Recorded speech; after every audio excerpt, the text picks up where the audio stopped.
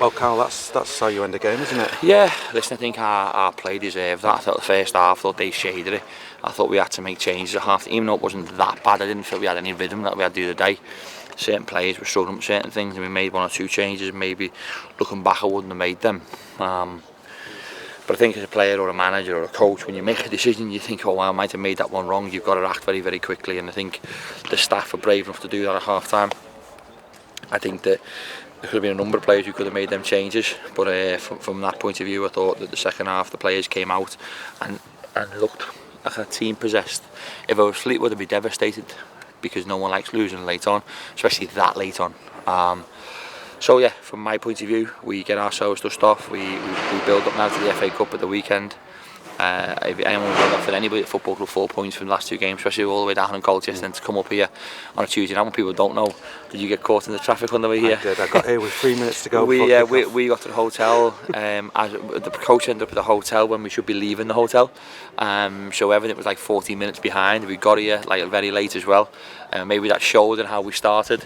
But like I say, arguably we managed to find our sea legs and we performed wonderfully well second half. I think it's safe to say Ben Woodburn found his sea legs, didn't he? I mean, that was one of the goals of the season. Yeah, already, it was, but I think Ben Woodburn in the last two games, his new position certainly suits him. Do you know what? I'm finding out multiple things, and I found a very, very important fact out about our team tonight. Two factors of our team I felt tonight, and it's something that for me, I have to make sure that every game that goes by that I am better and we are better and the team finds a better balance for forthcoming games, and today answered two of the biggest questions that we've had as a staff, and sometimes only games giving them answers. That team spirit was there for all to see at the end of the game, because it looked like the game was drifting, but they just kept but we kept believing. Yeah. I thought we stayed incredibly calm. I'm really, really happy with how the game finished. Like I say, to get a goal late on, I thought it was well deserved, and I've a difficult day tomorrow, private situations going on in my life, and I get back home tonight, and my last thought is just of my players' desire and ability to run around and.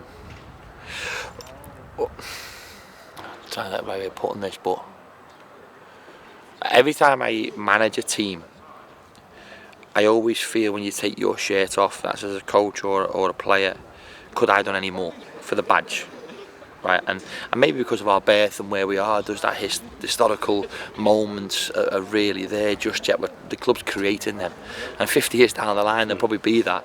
But we've got to make the shirt something that you fight for, and you don't want to take it off. You want to be in that team week in, week out. And when you take it off at the end of the games, can you put done any more?